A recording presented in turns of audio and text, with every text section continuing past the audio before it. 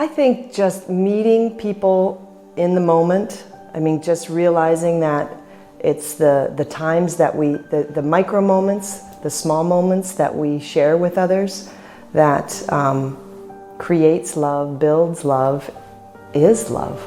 Yeah, what's controversial is that I've really lowered the bar on love or made it pointed out that it's not exclusive, that any time two or more people are in connection and sharing a positive emotion, we get energized, we come alive. And those moments tend to be very consequential in terms of people's mental health and physical health. And so I think they're the building blocks to help us become better versions of ourselves, better communities, better families.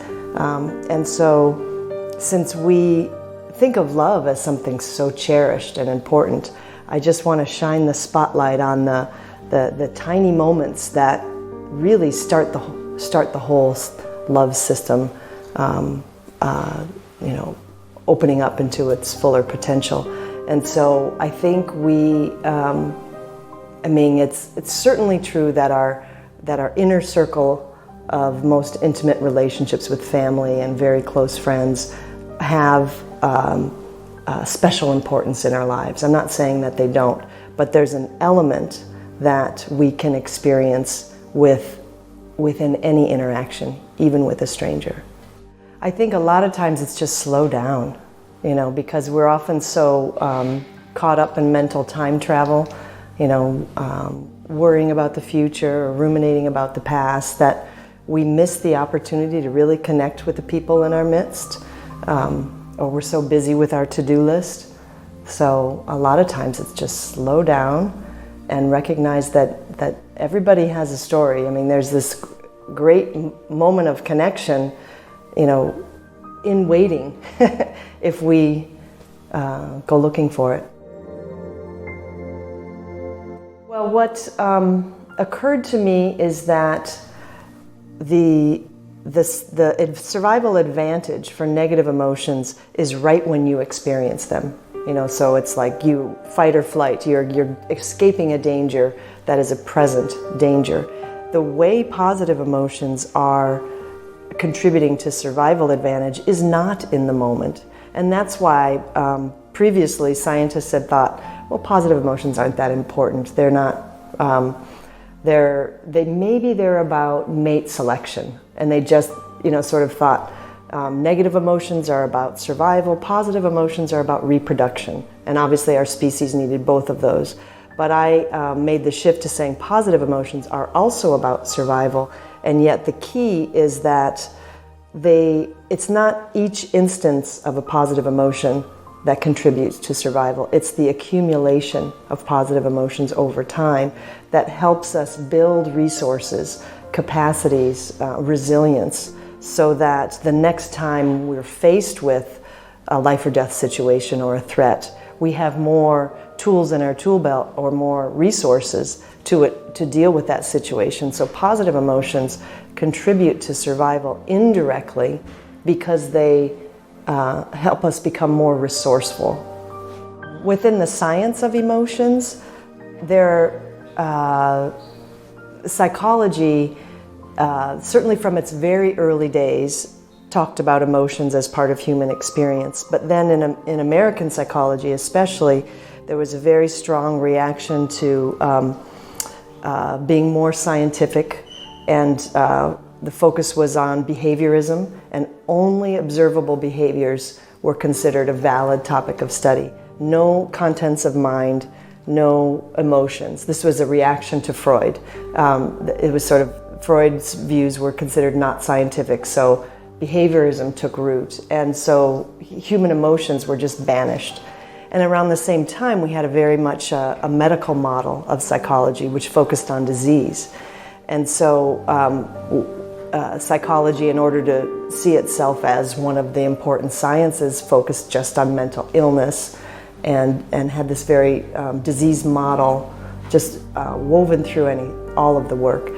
And I think eventually emotions, first thoughts and then emotions, were allowed back into psychology, but when emotions first were a legitimate target of study, only the negative emotions could be serious. The positive emotions just didn't strike people as a serious topic. And I don't know, I guess it didn't occur to me that that was an important criterion for my own work. I just thought, humans have positive emotions. We don't have an explanation for why they do. I was really drawn to that question just because it was an intellectual new frontier. So this was before there was any wider cultural emphasis on happiness and well-being, and it's been so heartening to see that development take root. I think we, in many different fields, have realized that a disease focus only takes us so far. It doesn't help us understand the full potential, the full capacity of humans, and that a life worth living isn't simply just not being ill or not being depressed. That there's so much more that we need to understand about what it takes to flourish. And it turns out that these day-to-day experiences of positive emotions are how flourishing takes root and begins to grow in people's lives. My particular studies haven't been so much about targeting very struggling populations, although we have studied what resilience looks like in a more normative population. And it turns out that one of the keys to resilience is to be able to experience negative emotions and positive emotions side by side and sort of see, yeah, this is a tragedy and it hurts or this is something I fear, but I still cherish my relationships, I see hope, and being able to hold the two side by side is really what distinguishes people who are more resilient from people who are less resilient. For people who are less resilient, when they feel bad, they don't feel at all good, or when they feel good, they don't feel at all bad. It's just one or the other, as opposed to kind of side by side and integrated. And we're beginning to do work because a lot of our studies have been with volunteers who are interested in investing in well-being, and we now have funding to do a study with people who grew up in poverty, who didn't have particularly warm parents, and are a bit impulsive, and so because of those characteristics are at greater health risk. So we're going to try to do some of our same studies in these more challenged populations, just to see if the same effects that we find in people who you might call seekers, see if we get the same effects in more challenged people who aren't necessarily seeking well-being. There are a lot of initiatives that come out of positive psychology that are about building resilience, and a lot of that takes emotional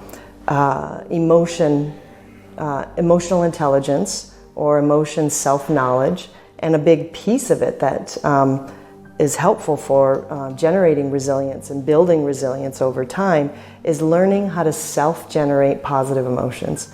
Not just waiting for positive emotions to rain down on you like the weather, but in a tough situation saying, okay, this is a moment where I would prefer to feel better than to just be ruminating or wallowing. And so when people can develop skills to generate their own sources of joy or their own sources of gratitude and don't need to be dependent on other people or circumstances in order to feel safe and grounded and uplifted. And those are skills that can be trained. It's sort of like training people how to turn their attention to sources of goodness. It isn't about getting people to put their heads in the sand and ignore bad things, but we're constantly surrounded with opportunities to take in the good.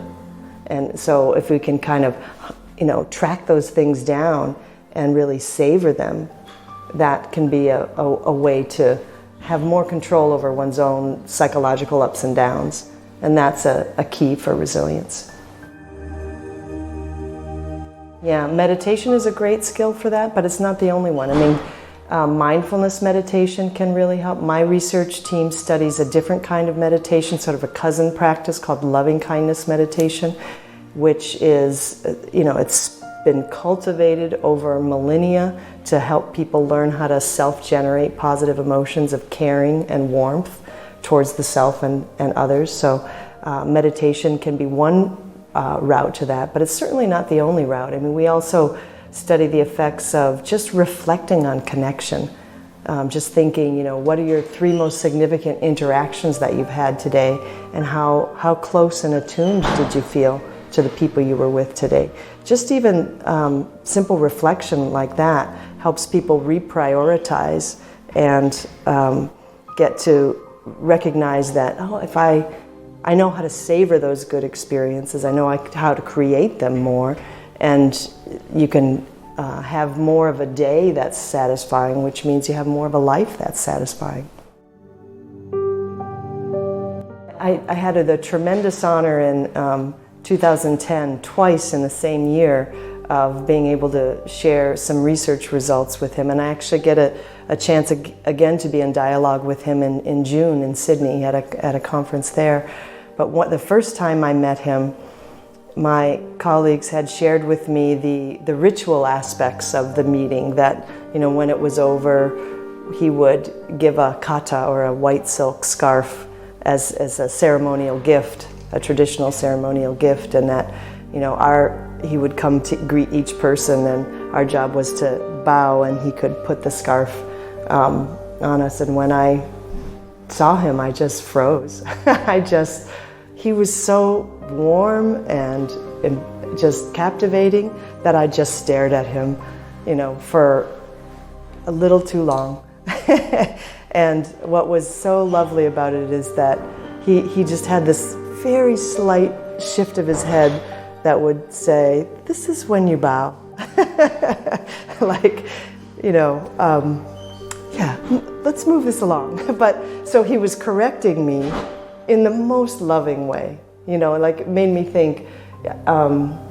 I shared the story with a group one time, and they said, "Oh, if only all bosses could do that, you know, correct you with such love and grace, you know, and so delicately, you know." So it's like, oh, okay, I bowed. So that was, I was mesmerized. Yeah.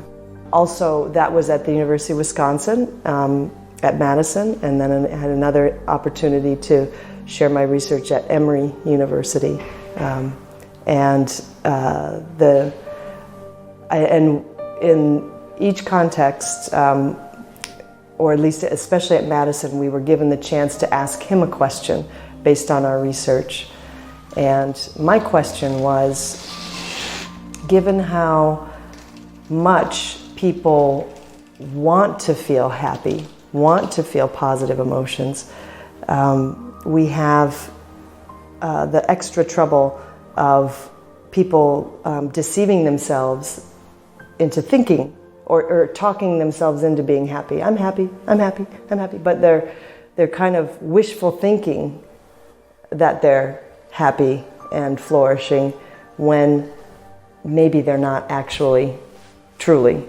But because the benefits, well, because of all the cultural emphasis on happiness, and because the benefits are so positive and so wanted, people get ahead of themselves and decide that they are happy before maybe their body recognizes or comes along, and that can actually thwart happiness. So how do we, and it's not, I don't think people are necessarily just trying to fake it for others.